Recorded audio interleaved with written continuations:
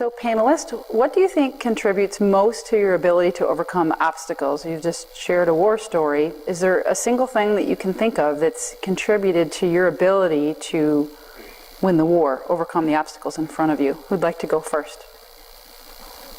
For us, it's been about accumulating data and making sure that I can communicate data back to my home office and the corporate team, and really sitting down. I'm a firm believer that if you're not sitting down face to face with some of those decision makers, you're missing a key element in that, because I was able to really build trust with leadership to show those numbers and really see what their expressions were and how they were responding so that I could deliver my message differently.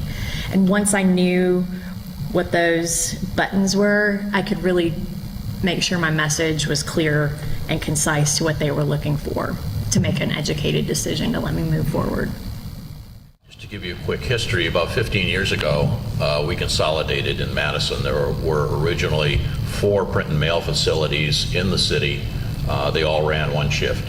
The decision was made to consolidate those into one plant and run them 24 hours a day to maximize the use of our equipment.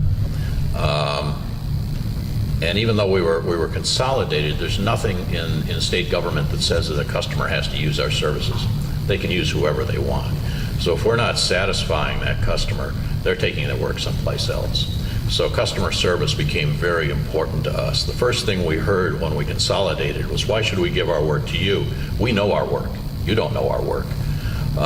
So one of the things we've been able to do over the years is to know our customers' work, and in a lot of cases we know our customers' work now better than they do, and they look to us to be telling them when there's issues with what they're doing, to alert them to that fact, and they appreciate it when we do.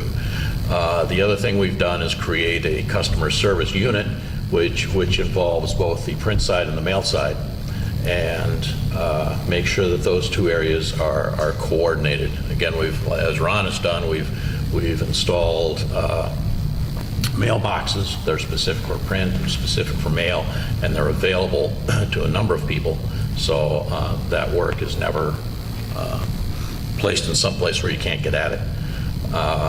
The other thing we've worked at, when we just moved, but the original building we're in was an older warehouse. Everybody was in their own room, and workflow was terrible, and beyond workflow was the morale of the staff. Nobody was thinking about the full workflow of a job. They were just thinking about whatever it was they were doing. So print was only seeing print. They didn't see how that print eventually became mail. Mail wasn't seeing what print had to go through to deliver a proper job to them.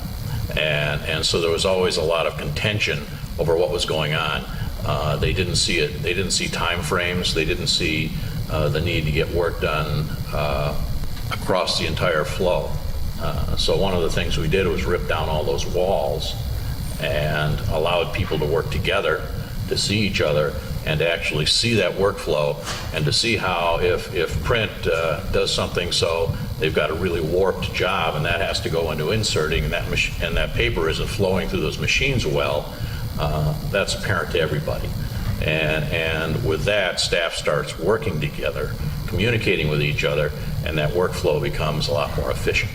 I hate to jump on something already brought up, but I think the measurement system is maybe one of the biggest keys. That allows you a couple things. We had implemented a couple things. One was the customer rep, and two was the morning production meeting.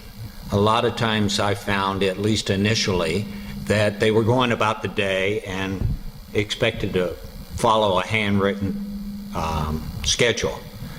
The information that we gather from our tracking system, our estimating system, enables us to print out a schedule every day that lists every job that's in the shop, where it is, and what the status of it is.